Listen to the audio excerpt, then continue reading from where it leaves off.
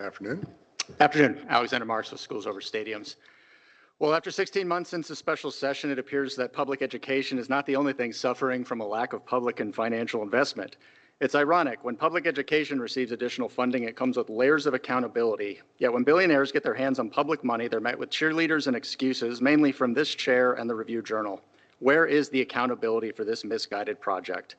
You'll try and build this stadium on the backs of educators and the majority of our community who do oppose this stadium deal, but here's why it matters.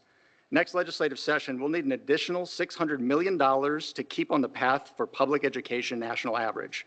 We're hearing that amount's unlikely, which means that we'll then need a $1.5 billion investment in 2027. And if that number sounds familiar, that's the current estimated cost of this stadium. You are building a $1.5 billion stadium that costs the exact same amount as getting our public education to the national average.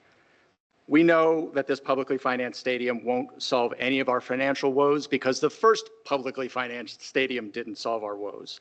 That's why we show up to these meetings.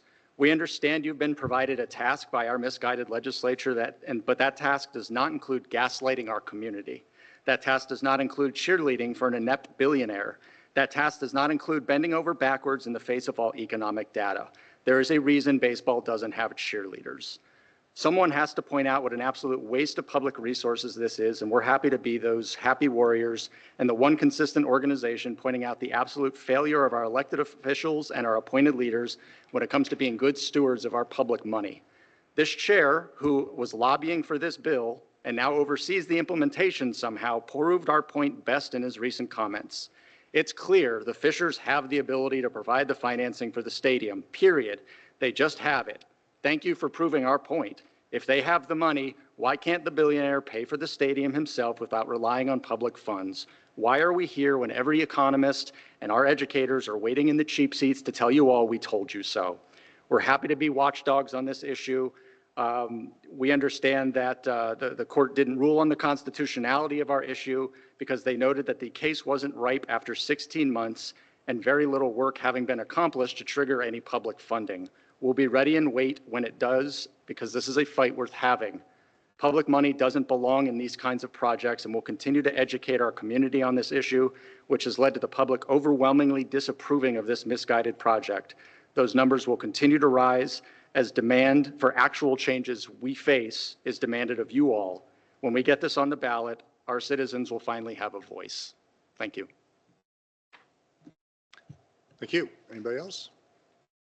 Good afternoon. Chair Hill, Chris Daly, Nevada State Education Association and Schools Over Stadiums. First, Schools Over Stadiums has never been under the illusion that this board would take to heart the concerns of everyday people.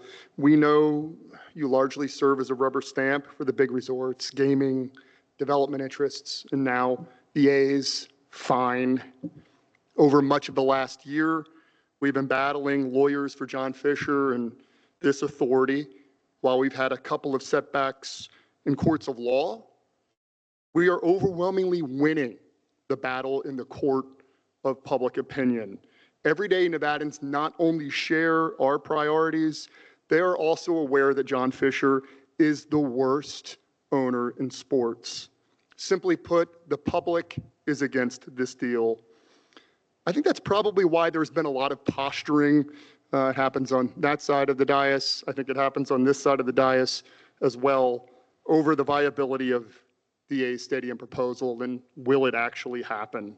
Last week, Chair Hill mentioned that he peeked at the Fishers books and found they're still billionaires. Not a point that we've ever debated. Don Fisher certainly made billions of dollars with the Gap. What is up for the debate is the character of his son. Will John Fisher balk on this Las Vegas deal like he's balked on many time and time again? Or has the cheapest owner in sports convinced his brothers to invest hundreds of millions of dollars of their own resources to make this deal happen? Before the beginning of this meeting, I thought we'd have an answer in December. But Chair Hill said that deposit of funds or binding letter of credit wouldn't be required before you sign a development agreement. It would only be required right before the issuance of bonds. That means we won't really know for sure. The public won't really know for sure if the Fishers are real and truly committed to putting their resources into this project until 2025 or even later. Speculation about this project's viability won't be answered this year. What we do know is Schools Over Stadiums is still here, and we will continue to question Nevada subsidizing a billionaire while not adequately funding schools for kids. And if the Fishers choose to spend their own money and move this project forward 2025 or 2026 or later, we will still be here. We will be fighting, taking it to the streets where we will win in the court of public opinion. Thank you.